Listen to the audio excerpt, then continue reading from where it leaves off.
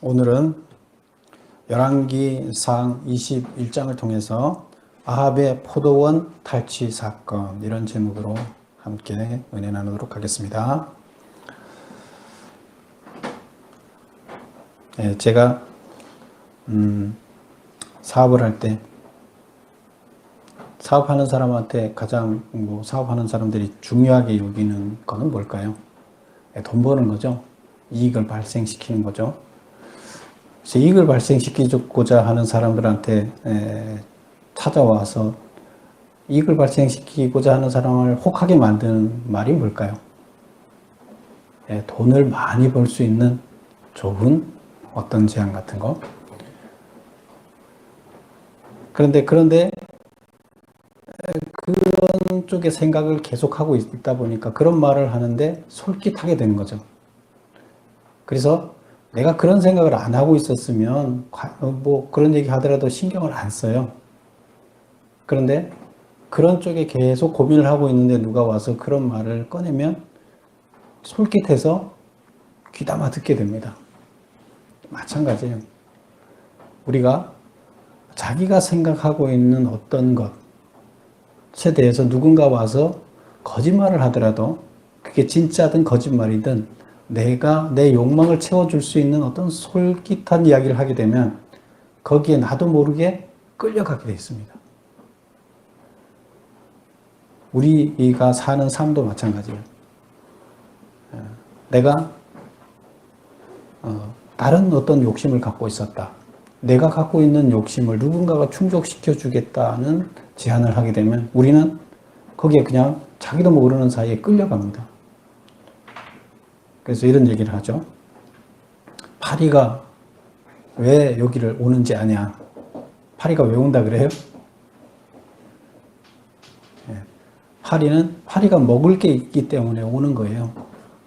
파리는 똥이 있는 데를 찾아온다는 거예요. 근데 똥이 없으면 파리가 안 찾아온다는 거예요. 우리들의 신앙도 바로 그렇습니다. 그래서 오늘 우리가 살펴볼 것은 죄에 관한 이야기인데, 우리가 죄를 짓는 것도 이와 같은 겁니다. 우리가 자기 욕심대로 사는 게 죄잖아요. 그런데 자기가 어떤 욕심을 자기도 모르게 많이 갖고 자기 안에 축적되어 있었다. 그러면 자기도 모르게 그런 유혹에 끌려서 죄를 짓게 되는 겁니다. 이게 자기도 모르게, 잘 몰라요. 근데 지나놓고 보면 내가 거기에 넘어갔구나, 이렇게 되는 겁니다. 그래서 오늘 본문에 나오는 아합도 지금 그런 예 중에 하나로 우리가 살펴볼 수가 있습니다. 우선 1절을 한번 보겠습니다. 1절 보면 나봇이라는 사람이 나오는데, 그 후에 이 일이 있으니라, 이제 이렇게 시작을 합니다. 근데 그 후가 무슨 일 후일까요? 그 후. 여기서 그 후에 하고 이렇게 앞에 이야기를 끌어서 이어가고 있어요. 그러면 이제 앞에 이야기와 이거를 비교하겠다는 얘기예요. 연관이 있다는 얘기예요. 그러면 앞에 이야기가 뭐였죠? 20장. 아람하고 이스라엘이 싸웠는데 하나님이 이기게 해줬죠. 근데 잘해서 이겼어요? 이길 수 없는 상황이었어요. 근데 하나님께서 하나님의 힘으로 그들을 이기게 해줬어요. 근데 왜 이기게 해줬다 그랬죠? 하나님이 어떤 분인가, 참 하나님이 누군가, 참신이 누군가를 백성한테 알려주고 싶어요. 이스라엘 백성한테. 그리고 특히 이스라엘 왕한테 그걸 알려주고 싶어요. 그래서 이기게 했어요. 이길 수 없는 상황인데 누가 봐도 하나님이 도와서 이겼다는 것을 분명하게 알 수 있게끔 했어요. 근데 그러고 나서 그 아람 왕을 하나님께서는 포로로 잡히게 하고 그를 죽일 수 있는 기회를 줬어요. 그런데 아합은 어떻게 했어요? 그 왕을 놓아줬죠. 아람의 왕을. 근데 하나님은 그는 죄의 근원이기 때문에 그를 죽이기를 바랐어요. 멸하기를 바랐어요. 근데 멸하지 않았어요. 왜 안 멸했어요? 자기의 욕심을 충족할 기회가 있었기 때문에, 그 왕을 이용해서. 그래서 죽이지 않았어요.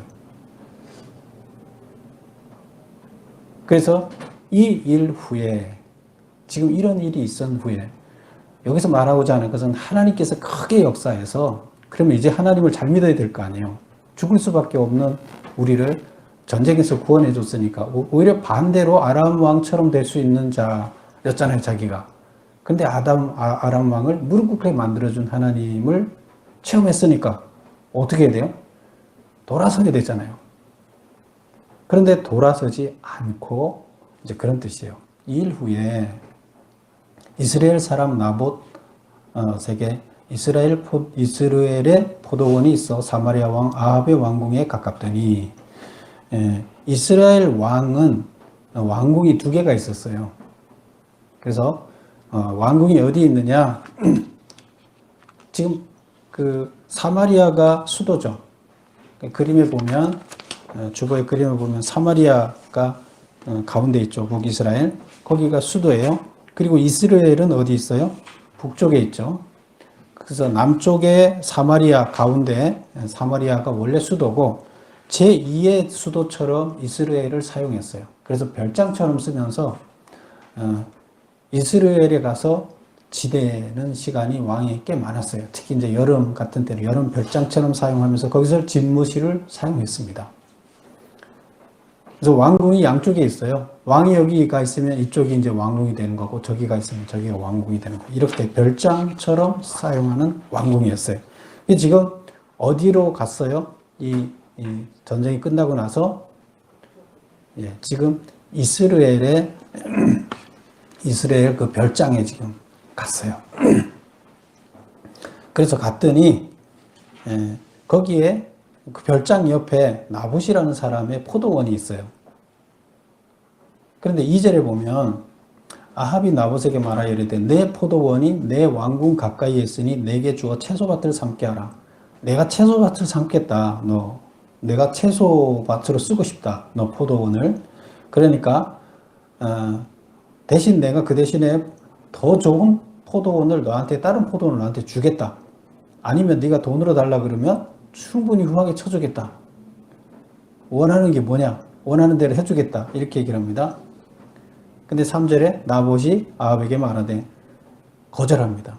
내 조상의 유산을 왕에게 주기를 여호와께서 금하실지로다. 하나님이 그 땅을 주는 것을 금했기 때문에 저는 드릴 수가 없습니다. 조상이 준 유업입니다. 하나님이 준 유업입니다. 그러니까 줄 수가 없습니다. 이렇게 얘기를 합니다. 그래서 4절 보면 이스라엘 사람 나봇이 아합에게 대답하여 이르기를 내 조상의 유산을 왕께 줄 수 없다 하므로 아합이 근심하고 답답하여 왕궁으로 돌아와 침상에 누워 얼굴을 돌리고 식사를 아니했다. 그의 아내 이세벨이 그에게 나와 이르기를 왕은 마음에 무엇을 근심하며 밥을 안 먹습니까? 이렇게 얘기를 합니다. 자, 우리 문제 2번을 한번 보겠습니다. 아합 왕은 이스라엘 왕궁 곁에 있는 나봇 소유의 포도원을 자신의 채소밭으로 사용하고 싶어서 원하는 대로 대가를 지불할 테니 팔라고 요청을 했어요. 나봇이 왕의 후한 제의를 거절한 이유는 뭔가? 아합의 요청은 무엇이 문제인가? 그래서 이런 예를 드는 것은 이유가 있죠. 그래서 첫 번째, 거절한 이유는 땅 매각을 금한 율법을 지키기 위해서 나봇은 왕의 요청을 거절했다. 지금 하나님께서 기업을 나눠줬잖아요. 나눠주면서 각 지파별로 나눠줬어요. 그리고 각 지파별로 제후복기에서 나눠주고 또 지파에서 자기 지파 안에서 또 분배할 때도 제비 뽑는 방식으로 해서 다 나눠줬어요. 그래서 각 가정마다 모든 가정들이 다 땅을 갖고 있게 만들었어요. 이때 당시에는 땅이 기업이에요. 땅이 먹고 사는 원천이에요. 땅이 없으면 굶을 수밖에 없어요. 그래서 다들 먹고 살 수 있는 터전을 마련해 준 거예요. 그리고 그것을 절대로 팔지 말라고 합니다. 그래서 그걸 지키겠다는 겁니다. 근데 지금 왕이 와서 팔아 그래요. 자기한테 팔아라. 나 필요하니까. 내 땅 옆에 있으니까 다른 거 줄 테니까 팔아라. 근데 이것은 하나님께서는 교환하고 팔고 이런 것들을 허용하지 않았죠.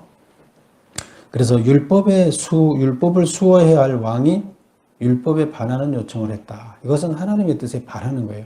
이것은 이스라엘 백성이라면 누구나 다 알고 있는 이야기예요. 그리고 그거를 절대적으로 지켜냅니다. 지파별로도. 그런데 왕이 지금 그것을 거역하자고 그러는 거예요. 왕이 오히려 이것을 지키도록 해야 될 사람이잖아요. 그래서 왕은 율법을 수호해야 되는데 오히려 백성들이 죄를 범하게끔 지금 하고 있다. 이건 완전히 잘못된 거다. 이런 얘기가 되는 겁니다. 3번 보겠습니다. 하나님이 땅을 매각하는 것을 금지하는 이유는 레위기에 나와 있는데요. 이를 금지하기 위해서 둔 제도는 뭐냐? 우리 한번 찾아보겠습니다. 레위기 25장을 한번 찾아볼게요. 레위기 25장 구약 186쪽이 되겠습니다. 186쪽 레위기 25장 23절부터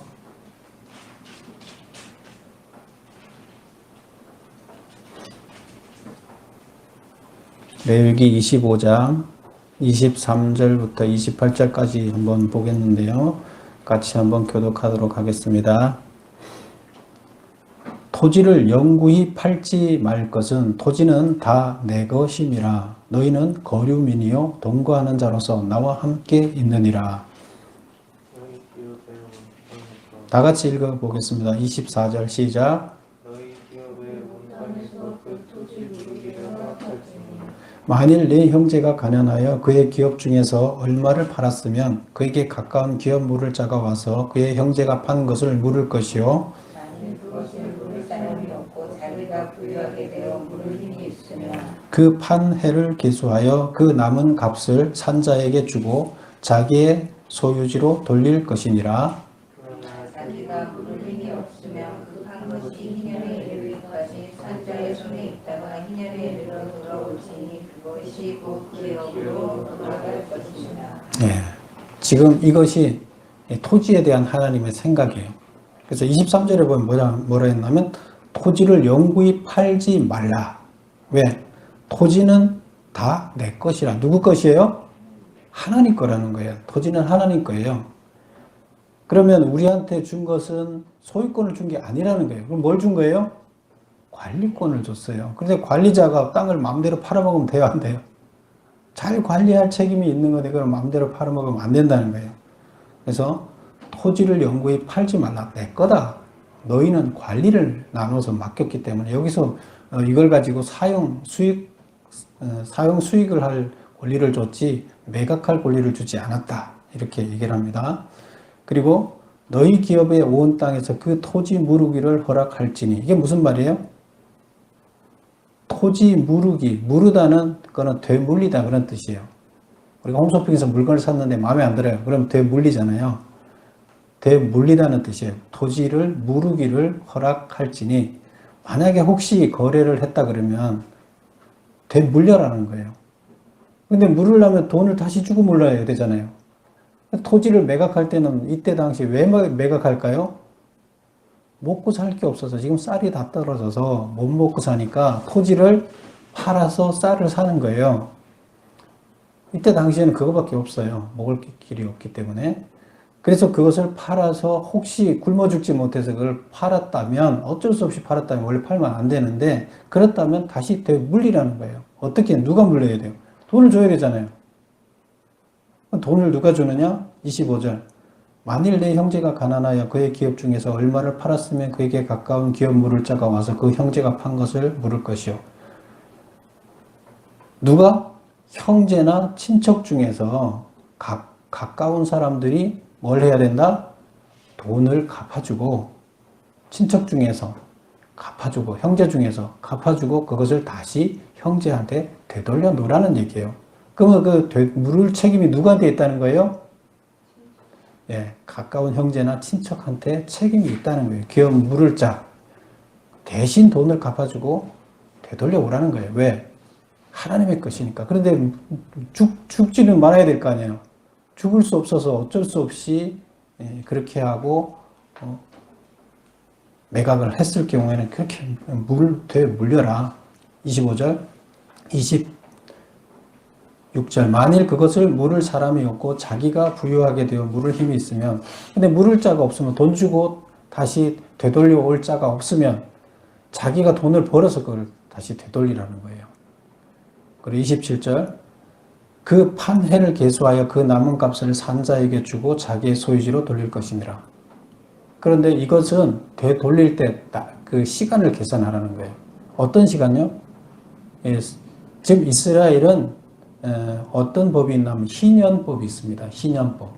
희년법은 50년이 되면 돈을 갚든 안 갚든 원래 소유자한테 다 돌려줘야 돼요. 내가 사갔어요.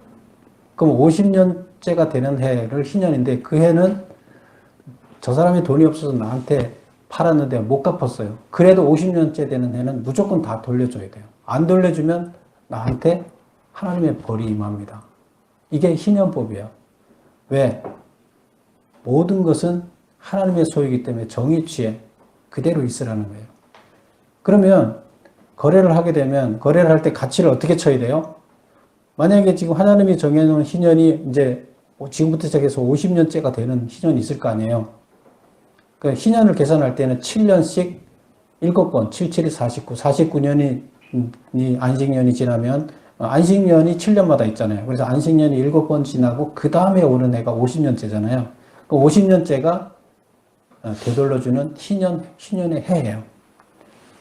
근데 지금 이걸 가지고 뭐 사람들이 자기가 쉬는 해를 희년이라 그러고 뭐 이러는데 그거하고는 조금은 틀려요. 이 성경에서 나오는 희년법은 토지를 근거로 하고 있습니다. 그래서 토지를 돌려주는데 그러면 지금 40년째가 됐다 그러면 50년 남은 가치하고 틀리겠죠. 1년밖에 안 남았는데 내 토지를 갖고 가서 나 돈 좀 빌려달라, 쌀 좀 달라 그러면 1년치만 돈을 주는 거예요. 그럼 원래치는 얼마예요?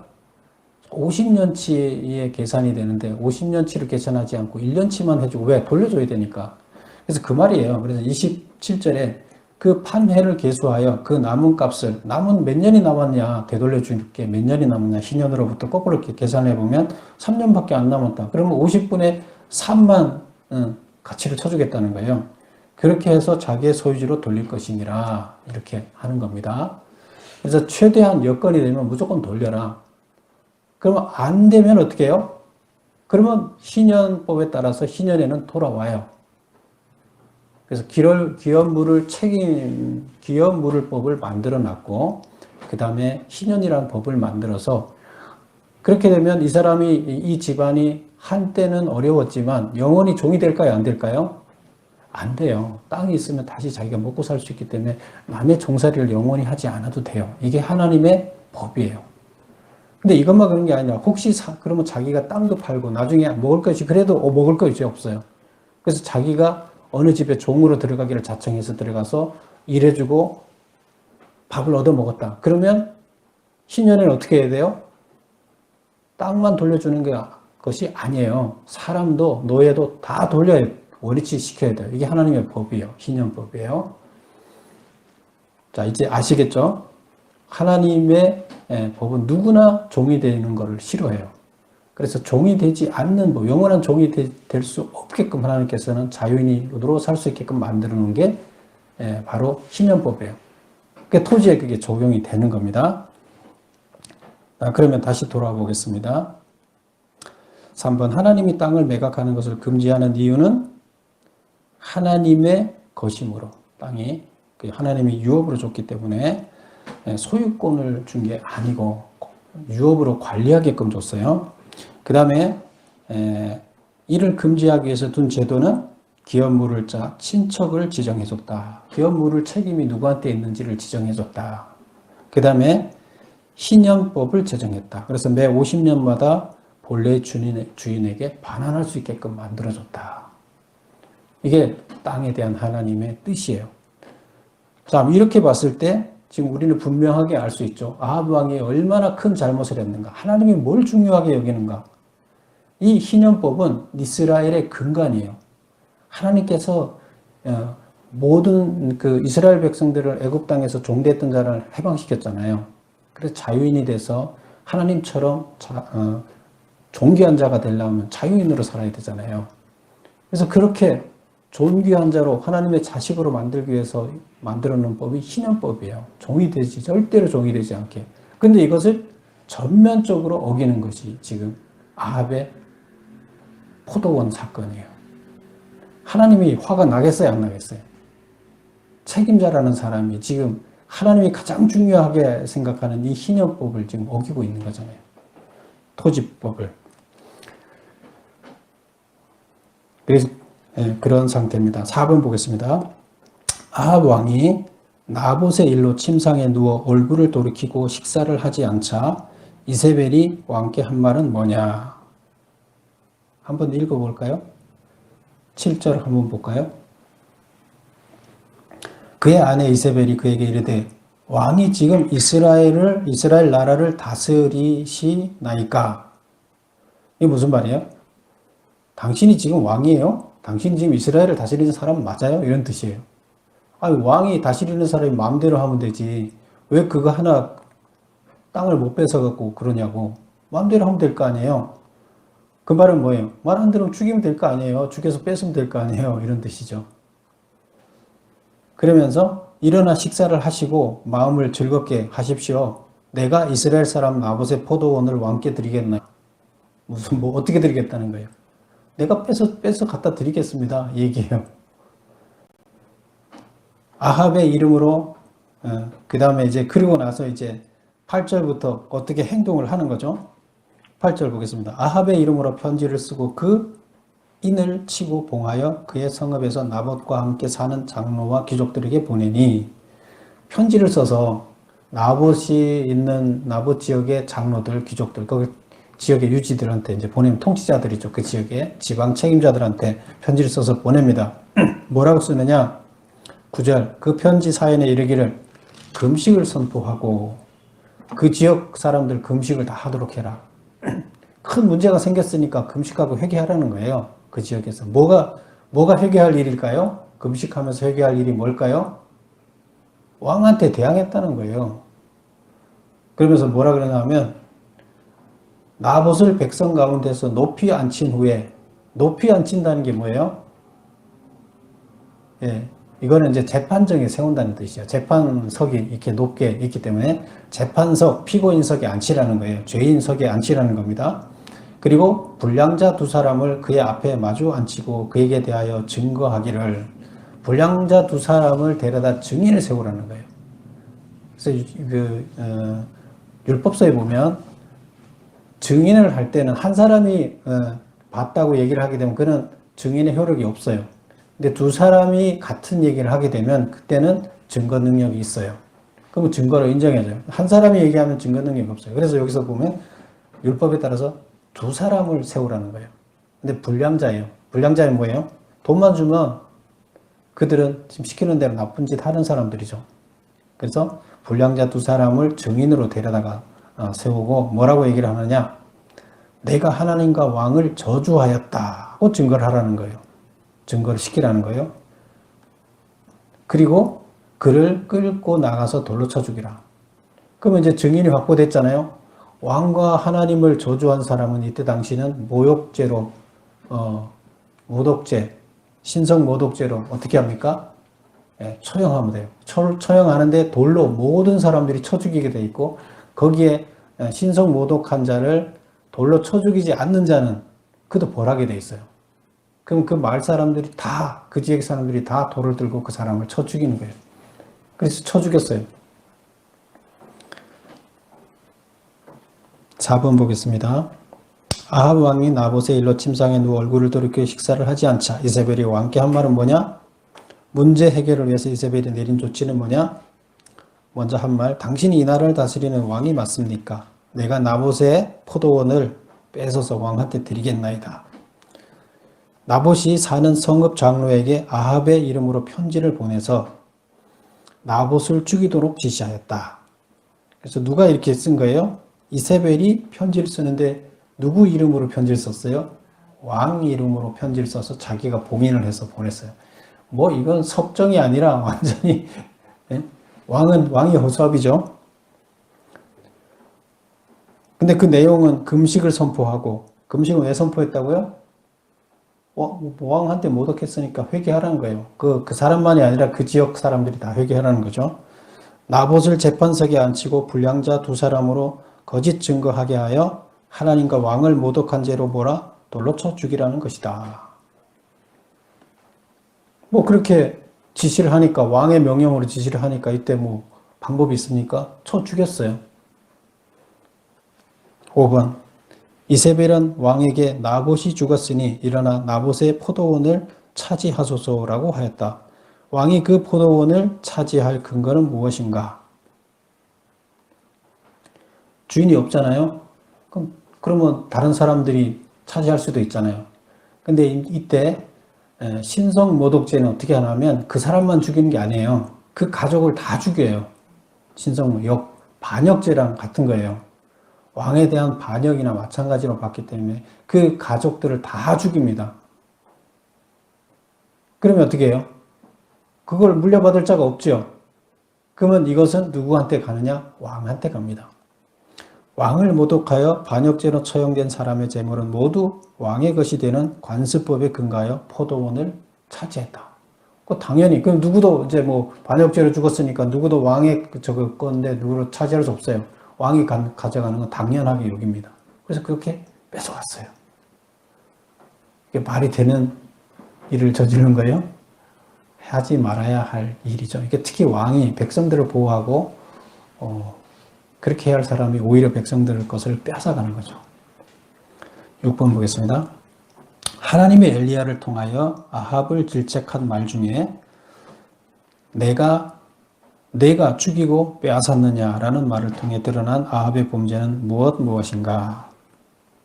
그러니까 보면 19절에 보면 이제 18절부터 17절 보면 이렇게 되어 있습니다. 여호와의 말씀이 디셉 사람 엘리야에게 임하여 이르되 너는 일어나 내려가서 사마리아에 있는 이스라엘의 아합 왕을 만나라. 그가 나봇의 포도원을 차지하러 그리로 내려갔나니 너는 그에게 말하여 이르기를 여호와의 말씀이 내가 죽이고 또 빼앗았느냐 하셨다 해라. 내가 사람을 죽이고 빼앗았다. 사람을 죽이고 재물을 빼앗았다. 그러면 10계명 중에 두 가지를 어긴 거예요. 첫째, 살인하지 말라를 살인한 거죠. 그 다음에 내 이웃의 재물을 탐하지 말라. 이웃의 재물을 자기가 도둑질한 거잖아요. 강도짓한 거잖아요. 빼앗은 거죠.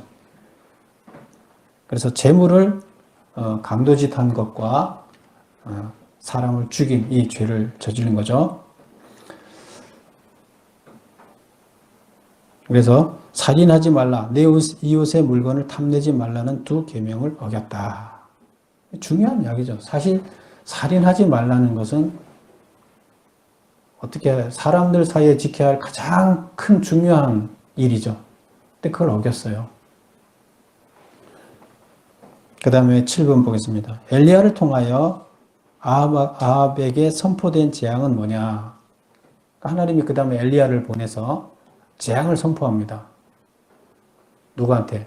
아합을 찾아가게 해서 재앙을 선포합니다. 20절 볼까요? 아합이 찾아갔습니다. 아합한테 찾아갔습니다. 엘리야가. 아합이 엘리야에게 이르되 가니까 뭐라 그래요? 내 대적자여. 아합이 엘리야를 보자마자 내 대적자여. 내가 나를 찾았느냐? 자기를 대적하는 자가 찾아왔다는 거죠. 그랬더니 내가 찾아왔노라. 그렇습니다. 내가 내 자신을 팔아 여호와 보기에 악을 행함으로. 내가 누구예요? 아합 왕 자신을 팔아서 하나님 보시기에 악을 행함으로 여호와의 말씀이 내가 재앙을 내게 내려 너를 쓸어버리되 내가 속한 남자는 이스라엘 가운데서 매인자나 노인자를 다 멸할 것이라. 매인자는 누구예요? 그 집안의 종을 매인자라 그러고 노인자는 그 집안에서 놓이지 않고 자유로운 자. 그래서 사실 종은 다 없애야 되는데 지금 종도 있었고 종이 아닌 자유인도 있었는데 그 집안 사람들은 너한테 속한 집안 사람들을 다 죽이겠다. 아합 왕에 속한 집안 사람들은 다 쓸어버리겠다. 이제 이렇게 얘기를 하는 거죠. 그 다음에 19절 아래 보면 이렇게 되어 있습니다. 개들이 여호와의 말씀이 개들이 나봇의 피를 핥은 곳에서 개들이 내 피 곧 내 몸의 피도 핥으리라. 개들이 나봇의 피를 핥았다. 반역죄로 죽인 사람 나봇이 왕한테 반역했다고 지금 죽인 거잖아요. 다 돌로 쳐서 죽였어요. 근데 그 사람을 잘 걷어서 묻어주면 어떻게 될까요? 그도 하나님한테 반역하는 거예요. 왕한테 반역하는 거예요. 그래서 그 사람을 주변 사람들이 그 가족들 다 죽였는데 걷어서 묻어주지를 못해요. 그냥 돌로 쳐서 그냥 버려져 있는 거예요. 그러면 어떻게 해요? 들개들이 와서 뜯어먹고 그러는 거예요. 공중의 새들이 와서 뜯어먹고 들개들이 뜯어먹고. 사람이 살아서도 인권이 있지만 죽어서도 존중받아야 할 권리가 있는데 전혀 이게 존중받지 못하는 거죠. 2번 죽는 거죠. 지금 그런 상황으로 나봇이 죽었어요. 근데 사실 나봇은 억울하게 그렇게 된 거잖아요. 하나님의 법을 똑바로 지키려고 했는데 뺏으려고 하는 놈들이 모함을 심어서 죽인 거잖아요. 하나님 봤을 때 얼마나 이게 잘못된 거예요. 그런데 그 억울하게 피를 흘렸게 해서 걔가 그를 헐튼 그 개가 와서 너 시체가 버려서 할게 하겠다 그거예요. 8번 보겠습니다. 엘리야를 통하여 이세벨에게 선포된 재앙은 뭐냐? 우선 먼저는 아합 왕한테 선포를 하고 그 다음에 23절 보면 이세벨에게 대하여도 여호와께서 말씀하시되 이르시되 개들이 이스라엘의 성읍 곁에서 이세벨을 먹을지라. 똑같이 버려진다는 얘기죠. 죽어서 비참하게 버려질 것이다. 9번 보겠습니다. 열왕기 기자는 아합이 이와 같이 전례 없이 중대한 악을 행한 원인을 무엇이라고 말하고 있는가? 그래서 자기 의견을 이제 기자가 써놨어요. 26절 한번 볼까요? 25절을 한번 볼까요? 25절. 예로부터 아합과 같이 그 자신을 팔아 여호와 앞에서 악을 행한 자가 없음은 그를 그의 아내 이세벨이 충동하였음이라. 이제 아합처럼 이렇게 아주 하나님에게 악을 행한 자는 역사상 없었다 이런 얘기를 합니다. 근데 그러면 왜 이렇게 역사상 없는 이런 중대한 죄를 짓게 됐느냐? 뭐 때문이라고요? 이세벨이 충동질을 해서 그렇게 됐다는 거. 그렇게 됐다. 이렇게 이제 기자는 표시하고 있어요. 누가 그럼 더 나쁜 사람이에요? 여기서 보면 이세벨이 더 나쁜 사람처럼 느껴지죠. 충동질을 했는데 그렇게 돼서 결국에 왕이 그 충동질 때문에 이렇게 됐다. 며느리를 잘못 이방신을 섬기는 이방 나라의 며느리를 잘못 데리고 와서 그가 이방신을 섬기게 해서 왕을 충동질해서 하나님 말씀 버리고 결국 이렇게 됐다. 이렇게 이제 표현을 하고 있어요.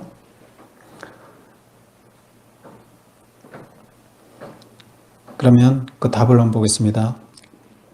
9번. 그의 아내 이세벨이 충동질 하였기 때문에 그렇게 됐다. 왜 이렇게 그 원인은 악을 행한 원인은 아내 때문에 그렇다. 2번째. 아합 안에 이세벨의 충동과 동일한 욕망이 있었기에 그 충동을 거절하지 못하고 받아들인 것이다.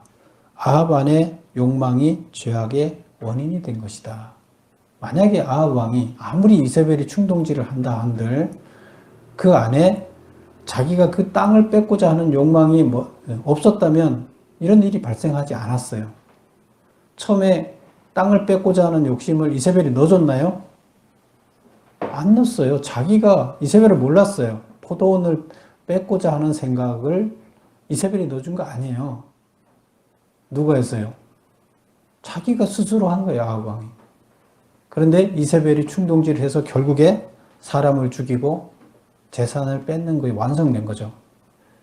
근데 이세벨의 의견을 자기가 전혀 받아들이지 않았다면, 이세벨이 이방신을 섬기자 했을 때 받아들이지 않았다면 죄짓지 않겠죠. 그럼 중요한 건 뭐예요? 아합이 하나님 말씀이 그 가운데 있었느냐 하는 게 중요한 거죠. 우리가 죄를 짓는 것은 뭐 때문에 죄를 짓는 거라고요? 내 안에 하나님의 말씀이 없기 때문에요. 그리고 내가 죄가 욕심이에요. 내 안에 욕심이 있기 때문에요. 그래서 죄가 와서 나를 꼬셔요. 너 이거 갖고 싶지? 그럼 다른 사람 거 뺏으면 되잖아. 돈 많이 벌고 싶지? 그럼 조금 이렇게 눈 감고 이렇게 나쁜 짓 좀 하면 금방 돈 벌 수 있잖아. 그리고 나중에 좋은 걸로 잘 돈 많이 벌어서 좋은 일 하면 다 이게 되는 거야.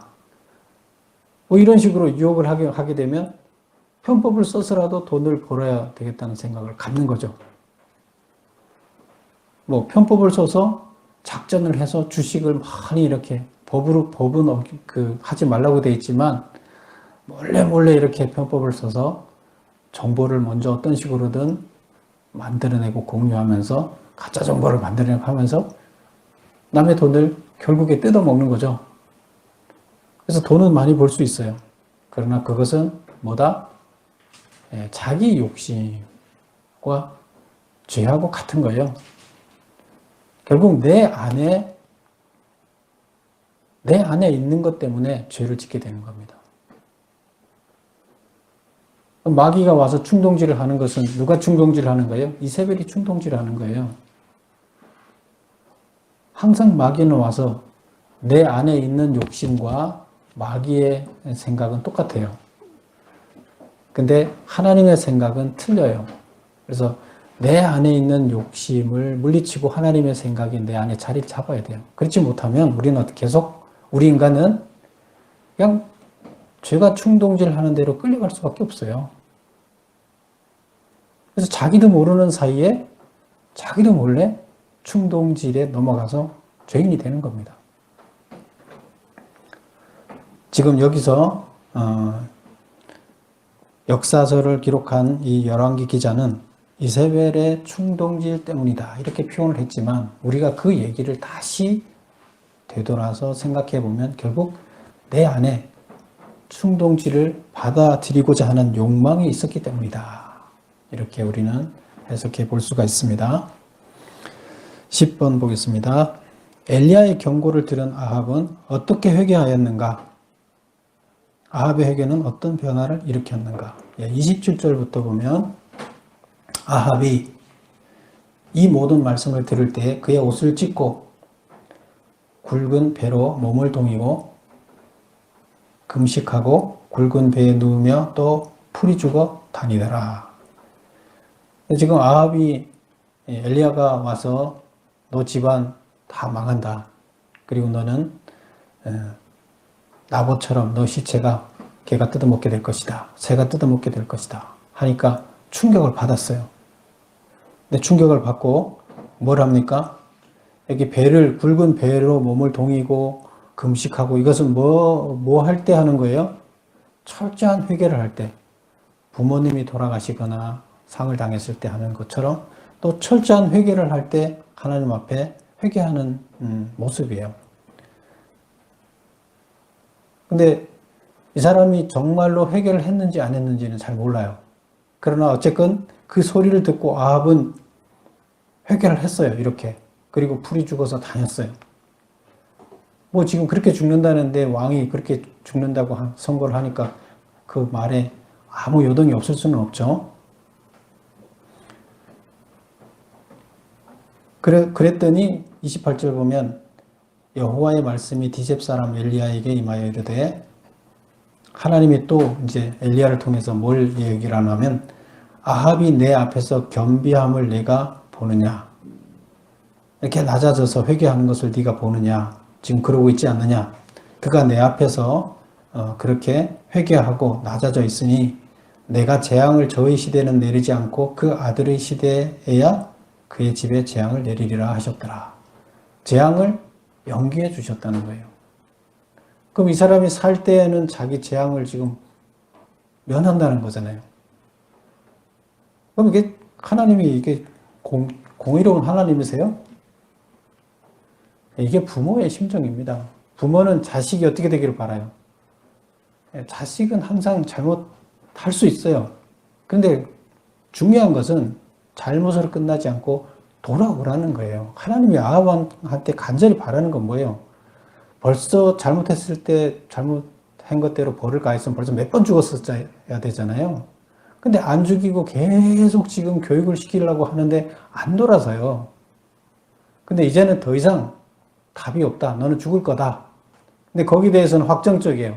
그런데 회개를 하니까 그래도 당대에 자기가 살아있는 동안에 그거를 면하게 연기를 해줍니다. 벌을 연기를 해줘요. 살아서 그 모습을 보지 않게 연기를 해요. 이거 뭐예요? 하나님께서는 회개를 하게 되면 이제 넘어설 수 없는 단계에서는 어쩔 수가 없어요. 벌을 내리지 않을 수는 없는 단계까지 갔기 때문에 이건 어쩔 수 없어요. 그러나 하나님께서는 여기서 말하고자 하는 것은 어떤 식으로는 하나님은 돌아서기만 한다 그러면 근데 이미 사람을 돌아설 수 없는 단계까지 지금 갔다는 거예요. 왜? 이스라엘 전체를 지금 자기 혼자만이 아니라 이스라엘 전체를 지금 죄악에 빠뜨린 그것을 어떻게 감당할 수가 없다는 겁니다. 그래서 회개에 대한 하나님의 그 자비로움을 여기서는 나타내주고 있는 겁니다. 그래서 오늘 여기에서 우리가 중요하게 새겨야 될 것은 뭐냐? 지금 포로기에서 지금 이걸 교훈하기 위해서 만든 교재라고 그랬잖아요. 우리 조상들이 이렇게 잘못했기 때문에 우리는 이런 잘못을 저지르면 안 된다. 그런데 우리들이 언제든 우리도 내 안에 욕심이 있기 때문에 아합처럼 잘못할 수 있다. 내가 왕이 됐을 때 내가 한 작은 공동체, 가정의 공동체, 기업의 공동체의 대표가 됐을 때, 리더자가 됐을 때 아합 같은 잘못을 나도 얼마든지 저지를 수가 있다는 거예요. 근데 그렇게 하면 안 된다는 것을 가르치고 있습니다. 근데 그것은 내 안에 욕심이 있기 때문에 그렇다. 그래서 어떤 충동질에 넘어가면, 마귀에 넘어가면 나는 아합 같은 존재가 되는데, 그래서 우리가 이렇게 포로로 잡혀와서 이렇게 망한 거 아니냐. 절대 우리 그러지 말자. 이렇게 교훈하고 있습니다. 우리들은 그것을 이기는 방법은 뭐예요? 말씀이 내 안에 살아있어야 됩니다. 그런 여러분이 다 되시기를 축원합니다. 기도하겠습니다. 아버지 하나님, 우리 가운데 하나님의 말씀이 살아있게 하시고 하나님의 말씀이 우리를 지배하게 하시며